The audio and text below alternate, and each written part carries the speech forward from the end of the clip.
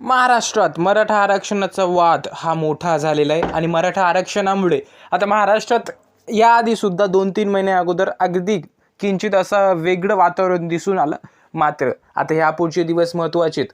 मराठा आरक्षणाला 10% आरक्षण देण्यात आलेलं आहे आणि अद्याप असं सांगण्यात येतं आहे की मनोज जरांगे पाटील यांनी जे ते आपलं आरक्षणाचा मुद्दा जो होता तो वेगळा करून ठेवलेला होता. त्यांनी वेगळी भाषा वापरली, त्यामुळे त्या ठिकाणी सरकार जे ते भडकलेलं आहे. देवेंद्र फडणवीस असू द्या, एकनाथ शिंदे असू द्या, त्यांनी थेटपणे इशारा दिलेला आहे. आणि आता सर्वात मोठी बातमी अशी आहे की आता SIT चौकशी जी ती लावण्यात आलेली आहे. तर सर्व जो पैसा कंट्रोल झाला जरांगेंच्या सभेला, जरांगेंची ज्या मागं ताकद असं सांगण्यात येते की कोणाची आहे, कोणी पैसा पुरवला, त्याची SIT चौकशी होणार आहे. आणि मराठा आरक्षणाने वेगळा ज्वलंत मुद्दा घेतला. मात्र मराठा आरक्षणामुळे मनोज जरांगे पाटील जितके फेमस झाले तितकेच आता ते अडचणीत सुद्धा येतील का, हा एक प्रश्न उद्भवला जातोय.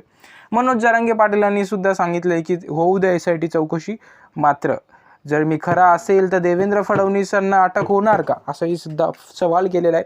मात्र यामध्ये असंही सांगितलं जातं की जरांगेंना कुठेतरी आता अटक होईल का, सरकार सोडा तर काही काँग्रेसचे पार्टीमधले लीडर सुद्धा त्या ठिकाणी विरोध करत आहेत आता जरांगेंना.